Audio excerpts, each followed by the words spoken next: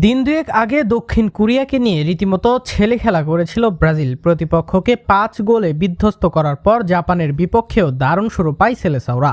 প্রথমার্ধেই এগিয়ে যায় 2 গোলে, তবে বিরতির পর ছন্দ ধরে রাখতে পারল না কার্লো আনচেলত্তির দল। ঘরের মাঠে দুর্দান্ত প্রত্যাবর্তনের গল্প লিখে স্মরণীয় জয় পেল জাপান। আজ মঙ্গলবার টোকিওর আজিনোমোতো স্টেডিয়ামে প্রীতি ম্যাচটিতে 3-2 গোলে জিতেছে স্বাগতিকরা। জাপানের বিপক্ষে প্রথমবারের মতো পরাজয়ের স্বাদ পেল ব্রাজিলের পাওলো হেনরিকো গ্যাব্রিয়েল মার্টিনেলির গোলে ম্যাচের 51 মিনিট পর্যন্ত 2-0 গোলে পিছিয়ে ছিল জাপান। এরপর 19 মিনিটের মধ্যে ব্রাজিলের জালে 3 বার বল পাঠিয়ে এগিয়ে যায় স্বাগতিকরা। জাপানের হয়ে গোল 3টি করেছেন তাকুমি মিনামিনো, কেইতি নাকামুরা ও আয়াশি উয়েদা। শেষ পর্যন্ত আর গোল শোধ করতে পারেনি ব্রাজিল। মাঝবিরতির পর মোমেন্টাম ধরে রাখতে পারেনি ব্রাজিল।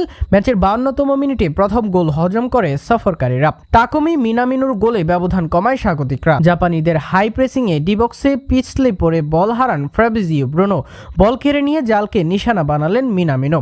প্রথম গোল হজমের পর মার্টিনেলি, ভিনিসিয়াস ও ব্রুনোকে তুলে যথাক্রমে রদ্রিগো, ম্যাথিয়াস কুনিয়া ও জুয়েলিংটনকে মাঠে নামিয়েছিলেন আনচেলত্তি। যদিও কাজের কাজ কিছুই হয়নি। জাপানের দুরন্ত গতির ফুটবলারদের সামনে ব্রাজিল যেন খাবি খাচ্ছিল। রক্ষণভাগেও চাপ বাড়ছিল, যার খেসারত দিতে হয়েছে পরপর আরও 2 গোল হজম করে।